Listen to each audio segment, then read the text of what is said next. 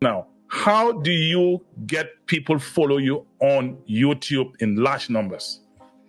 The first thing is like it's going to be.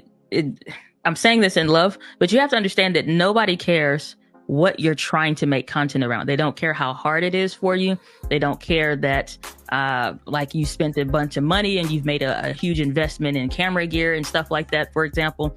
They do not care. They care about their issues, their pain points, and the things that are of interest to them.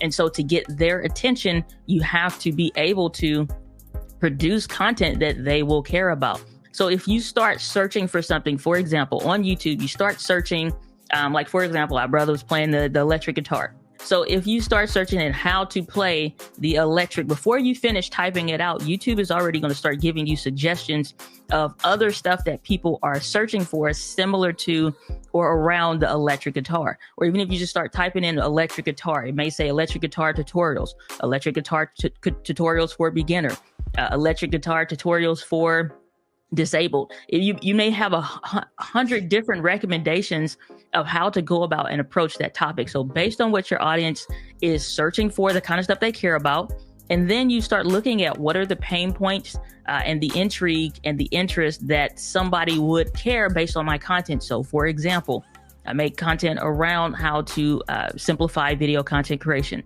Okay, well, the first things most people want, they want to get a camera. They want to get their look right. They want to figure all that stuff out. So they buy the camera, not knowing probably the first thing that they should have invested in so they can start making videos today was audio. Should have got a good microphone first. Instead, that becomes something last, or lighting becomes something last, but I meet them where they are. And so I'll make a video on settings, on how to do a specific settings for a certain camera based on maybe the most relevant one that they would consider choosing and buying. And so I cover things that are only relevant to where they are and what they care about. So if I was to make a video, for example, based on what our brother the musician that was just on live, so based on what he called in about, based on the kind of stuff he's saying, okay, it's tough, I don't have the time for it, great. In my book, I talk about the content quadrant because one of the things I battle is stage 4 endometriosis. And so it was a constant battle trying to figure out between, taking medication, not feeling great, and then just trying to push through regardless of how I feel, because I'm committed to my commitments and not necessarily how I feel. So it's like, what can I do in the in-between? Okay, I got 5 minutes, I got 10 minutes, got 30 minutes, got an hour maybe on a day you feel amazing. What can you do with that time? I can scroll on social media. I could watch a series on Netflix, Hulu, whatever kind of stuff that you care to watch something on. Or I could reinvest that time into something that I could do. So if I'm going to make a video, I would make a video around, like I made videos like how to make more content when you don't have a lot of time. And so that to him makes sense. It's something that's attractive to him because that's some pain point, some issue that he has, that if he's searching for how to make content when you don't have a lot of time, that's a video that he would watch. Another one would be how to get started on social media. If I'm more focused on social media content, it's like how to get started making an Instagram reel. Here's the five things you should do immediately so you can make an Instagram reel today. And so if I'm making content around the things that he cares about, because I'm not thinking about myself and I'm not thinking about me wanting to grow per se, I'm only thinking about the person, you will now be super attractive to those people. So it's not about get numbers first or get an audience first. You can't have numbers if you don't attract somebody. So it's not the chicken or the egg. The chicken came first so it could have the egg. So from that, it's like now you already have the platform that exists. So now if you want to attract more people on YouTube, you have to think about the person that you're serving. It's always about serving that person that is on the keyboard. What would they care about? Not what do I feel like talking about today? What would they care about? What would they have an interest around?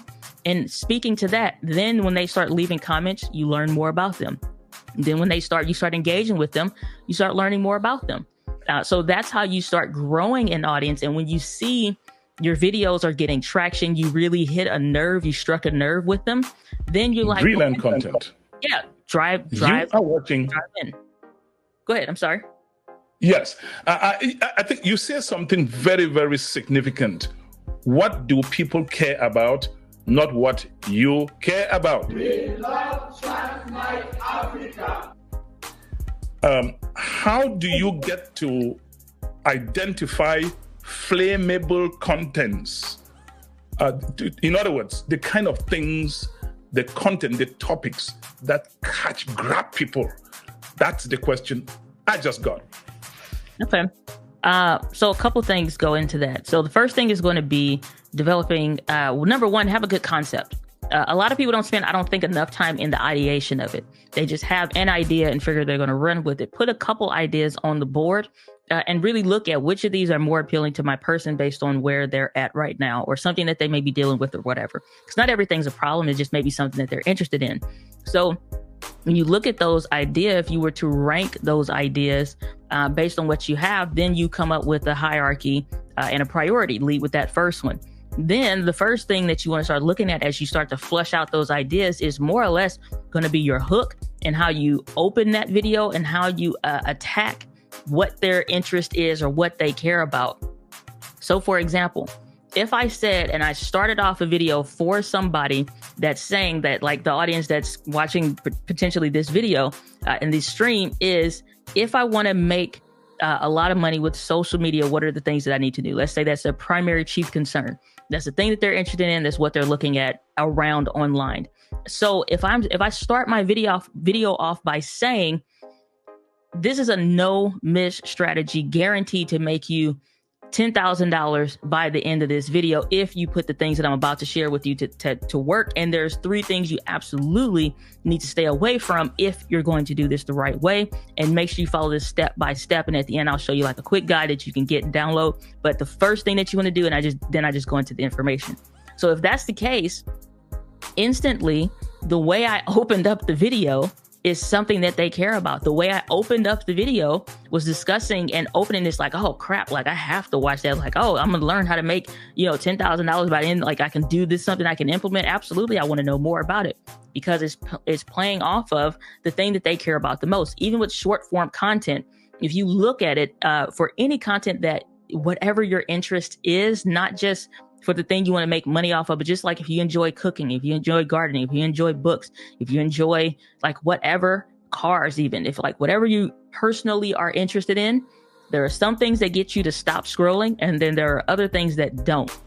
Based on the things that get you to stop scrolling, how did that video start? What stuff was in that video in just the first 3 to 5 seconds that made you want to stop? So if it's a cooking video, it may be something like, if your steaks always keep coming out dry, even though you want to do it well done, you gotta use this one thing, or you gotta do this, whatever the thing is that they transition you into. Or if it's something around cars, and maybe saying your car is eating up a ton of oil, and here's why. If your car is over 10 years old and your car is drinking oil like nobody's business, this is the one thing you need to do to stop that. And then they go into the main content. Instantly, something is being said, done, or shown that makes you want to care about, or there's a caption or text on that short form video or vertical video that makes you want to do it. So this may be something like a short I was watching or a reel I was watching the other day, just personal interest, comedy based something I'm just interested in. The text on screen said, it said that the first thing, he was so disappointed when he met his sister. So the little boy is like 3 or 4 years old. And he's just getting to meet his baby sister. He's been so excited about this new baby being born that we're trying to figure out now. It's piqued my curiosity. There's nothing that I'm going to learn from this video. It's not education. It's solely based on interest and intrigue. It's intriguing to me, so it makes me stop. Versus other videos that you may see when you're just scrolling through, because all you can do is just like this, up and down on social media. So it's like either I want to stop and watch, or I'm just going to scroll past it. So if I'm going to scroll past it, it's a reason why. So pay attention to the stuff that you stop for, and then pay attention to the stuff that you stop for. And if you apply those metrics to what you're doing, or just even some of what you're seeing, then it makes more sense. But a lot of that, whether it's a regular long form YouTube video or whether it's a short form content, is always going to be based on how you start that video off, especially once you've earned the click after somebody's decided they're going to watch and click that video. When I told you that this woman is like a pope in what she does, you probably thought I was throwing words around. Now you're beginning to see. Listen, what do you do When making an impact, when I say impact, a presence that puts money in your pocket feels so distant because of the overwhelming crowded space in the various social media handles. I would say for me, it's the only pressure is if you don't deliver. The only pressure is if you don't serve. And so if you always keep the mindset of somebody that is willing to be of service to your community, everything else that you see and pay attention to when you're beginning a journey, when you're down the road and you're in the thick of it, in the journey, you're not thinking about that kind of stuff because you start to limit and distractions start to wash away. And so a lot of times it's like when you start making money from it, you're making a greater impact. The main thing that's on your mind is being of service right now to where they are, making sure that you're being, and also will be of service to where you're taking them on the road. It is a journey for you and it's a journey for them. A lot of times you're ahead of where your people are. And so based on that, it's continuing to serve them along the journey. Or when it comes to certain things, if you get asked to do certain stuff or whatever that's not in your wheelhouse, knowing where people take the exit ramp off and being okay with that. So you stay in your lane of basically serving your people best. And so it's really, honestly, it's the more opportunities, like, for example, the more that I started to check off boxes of things that I thought would be years down the road goals, stuff that was happening, the more that you start to dream more. You start to dream more of where can this go or where further can I take this? And so, making money is simply an exchange for value. That's it. Money is an exchange for value. So if you're making more money, you're creating a greater impact, you're being more successful in what you're doing, great. Keep doing that, go deeper with your people and continue taking them down the journey and continue serving them. But money is in exchange for value. And when you start getting money in exchange for that value, look and get deeper into how you can continue to serve your people on their journey. It sounds cliche and you hear it all the time, but at the end of everything, it is 100% true for so many levels to it. And that's simply not giving up and not quitting, because guaranteed for a fact, if you quit, you've already failed. Like the failure that you were worrying about or whatever other stuff, it don't matter because you quit. You said you're done. But literally building the resilience and the persistence to not give up and to find a way. It was a book that they gave us in college, which we always made fun of initially, like our freshman year, but it was called I'll Find a Way or Make One. But the longer we stayed in school, the longer we've lived life, the more we understood the value of the title that made us like, you know what, regardless of what happens, we're going to remain consistent and persistent and moving forward. And you build resilience by not quitting. And so that's 100%. It attributes to everything. And every time it was something I learned from Sean Cannell, was a conversation that we were having. And so he said, he just admiring, speaking to where I was at and just like speaking life and affirming words to me. And he said, it's amazing that when you climb one mountain and you get to the peak and all the work and stuff that it took to get to that mountain, that you can look over and see you've now reached the bottom of a brand new mountain that's way bigger. And so it's always another mountain to climb. And so at every new level, it's just another level. And you will continue to move forward, grow, and do as well as you hope to do, and even better beyond what you can even think or imagine if you don't quit. And a lot of that comes and gets down into, do you believe in yourself? Keep believing in yourself. And being very consciously aware of what you say to yourself, because a lot of people say stuff to themselves internally and verbally to themselves and about themselves that if somebody else said it to their face, they'd be willing to get into fisticuffs, as they used to say out in the streets, and be willing to fight. But because you're saying it to yourself, then you figure that that's okay, but it's not okay. So you have to be very consciously aware of what you're saying to yourself about yourself. And just honestly, the more you learn to not quit at the different stages, the harder it gets, the more you uncover, like, do I really want what I say that I want? Am I willing to do not whatever it takes to get there? Because there's some stuff I don't believe you have to do. Like, some people do crummy stuff. They treat people like crap. I don't believe in any of that. You can treat people well. You can be honest. You can be of service and still do exceptionally well. So you don't have to do whatever it takes, but you're willing to do whatever's required. Thank you.